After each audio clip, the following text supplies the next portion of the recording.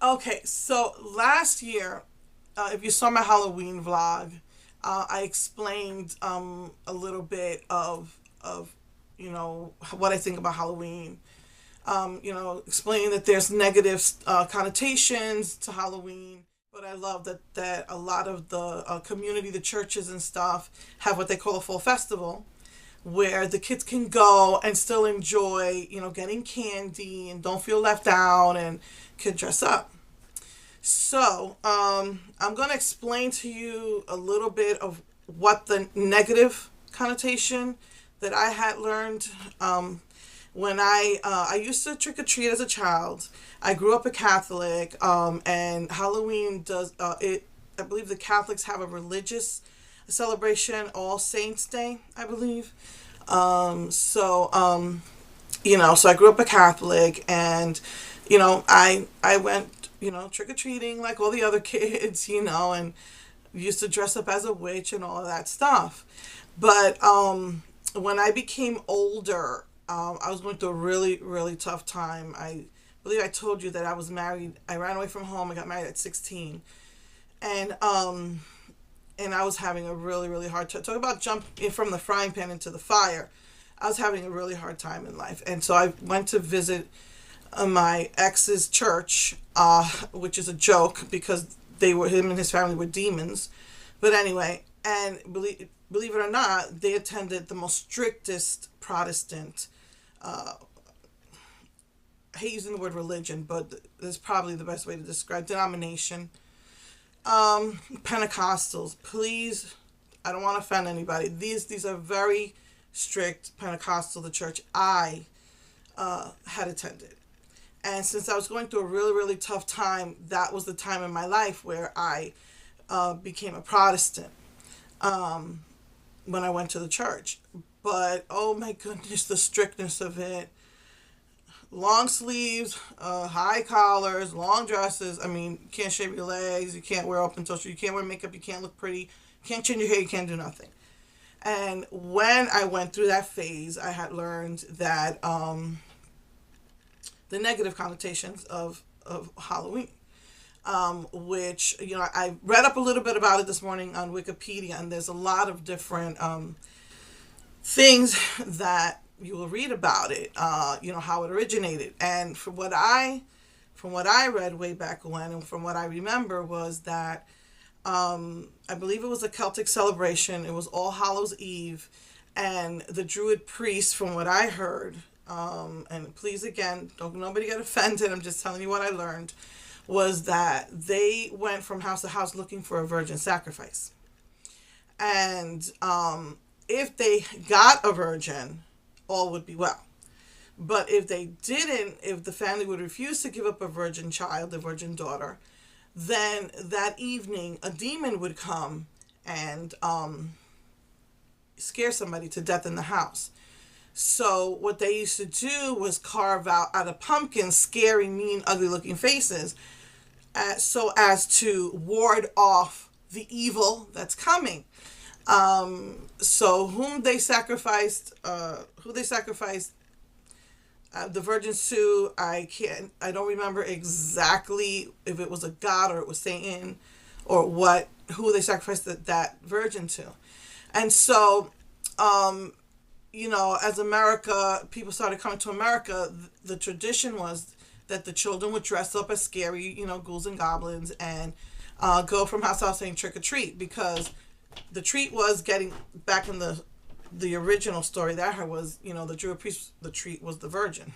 If you didn't give them the sacrifice, so like with the kids, if you don't get the treat, then you would play a trick on them. So that's what I learned. And so I saw it as a very unholy thing to celebrate Halloween. And I did not let my kids do that growing up. And then until I had moved down here. And I mean, I left the Pentecostal, at least the Pentecostal church that was a very strict Pentecostal church, about maybe 4 or 5 years later when I got divorced. So, I prefer to a church non-denominational church, because to me, all of that stuff, like I said, is religion. That not being able to cut your hair, not being able to wear makeup. And you know how I love makeup. I've been playing with makeup since I was 5 years old. I used to go into my grandmother's makeup case since I was five, and I would play with her wigs and I would put on her makeup. I love makeup, and I just love color. So when I left the Pentecostal church, thank God I did. I let go of that. With I don't know, I don't know what the word is. That's why I call myself a liberal Christian. I let go of all of that. And so, I started attending a non-denominational Protestant church. And when it came down here, I loved that they had the fall festivals so that the kids can have fun. Well, probably 90% of the churches do, though, is they don't allow the kids to dress up as any evil looking costumes. Happy little pretty little costumes, cute little costumes, they allow. But they just ask the children to please not dress up as anything scary. So anyway, I really loved that when I moved down here. As probably one of the positive things. So, with that said, I love color. What I stay away from is doing the trick or treat thing. But I still do the dress up thing. And I love the pumpkins with the cute little faces and the little ghosts with the cute little faces. There's nothing scary about it. I just love those cute little things. I even like spiders as long as they're not in my house. I think I'm going to show you a picture of the spider that was outside my house.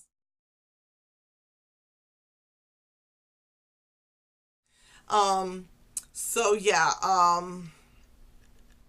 so I love it. I love how, to me, my favorite time of year is October, September, October, because that's when all the Halloween makeup comes out and I can go crazy. So, again, I'm so thankful to finding YouTube. Because it was just at a point in my life where I was so depressed, where I felt like I had nothing here in the 10 years I've been here. And I found my new love. I always loved makeup, but I just found a renewed love for makeup. So I'm thankful that I found YouTube, and I just have fun, and I just let go of all of the negative and all of the I didn't let that influence me. I just want to have fun with my life. And so every Halloween, me and the kids will go out to the mall, just dress up and just walk around. Or if we find a church that's having a fall festival, we'll just go there. The church we visited last year, I loved, because they didn't care what costume you had on. They just wanted to spread the love. And they just let everybody come in. It was huge. They had music going on. They had a couple of like, I think, bouncy castles, and popcorn and ices, and candy, cotton candy. I really loved it that they didn't say, oh, well, you can't come in because you're dressed scary. It was all about sharing the love of God. And I really, really like that. So I don't know if they're doing it again this year. I may go. If not, we'll just walk around the mall.